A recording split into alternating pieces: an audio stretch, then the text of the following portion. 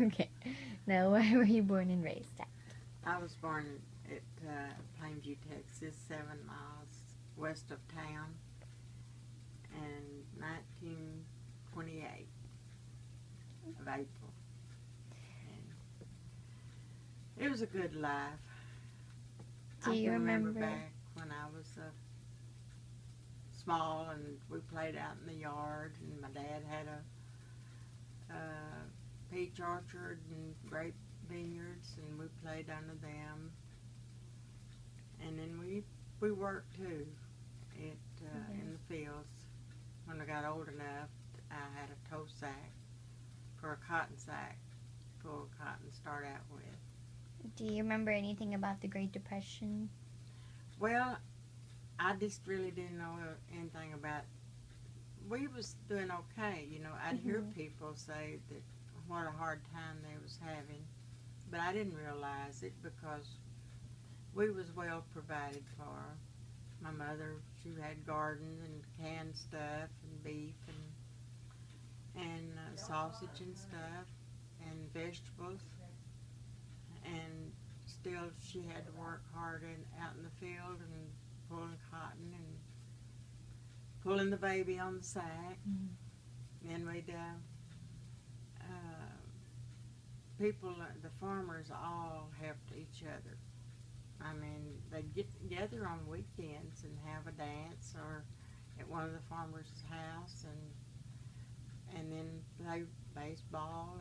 But when I was growing up, I mean, you didn't realize that what you'd say like a depression, because we thought we was doing okay. I mean, we was happy and thought it was just life, you know.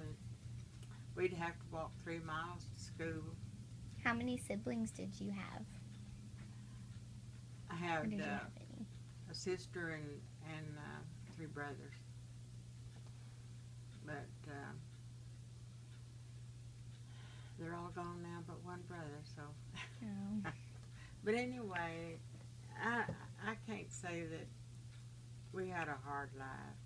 I mean, to me, I look back on it that it was good days. People, like a farmer get sick or something and couldn't do his crop, all the farmers would go in and do his farming for him. And then when I was growing up, we had 2 dresses, one to wear to school, then one to change. We had to change as soon as we got in from school, and then shoes, just one pair of shoes. And we'd go barefooted, but I mean, it was it was a good life. As far as education goes, how did you go to college or anything like that? I got to the 8th grade, and but we went to a country schoolhouse, which one teacher taught all 7 grades. Then you had to transfer to go to town for the 8th grade and all. And anyway, they had time to teach you. They taught us reading and writing and arithmetic, and I mean, the writing, you could read the handwriting, but nowadays you can't hardly make out letters because they don't practice the writing and the arithmetic. Of course, back then there wouldn't be but maybe 2 or 3 in each grade, and she would teach each grade, you know, while she was teaching other grade while we was doing our homework, and it just. Who was your first love? Oh, let's see. Should I say his name? Yeah, it doesn't matter. Clarence Ray Payne. I was about I guess 16, Mhm. and we went together for, well, for about 2 years. Then he went in the Navy, and then we just drifted apart.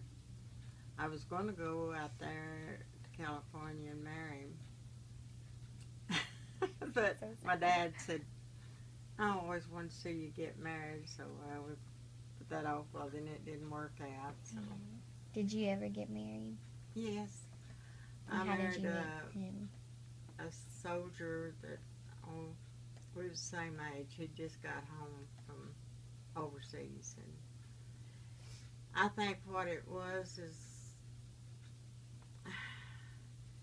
he'd lost his girlfriend, and then I lost my boyfriend. Well, we just kind of, we was married 6 weeks whenever I knew it wasn't going to work.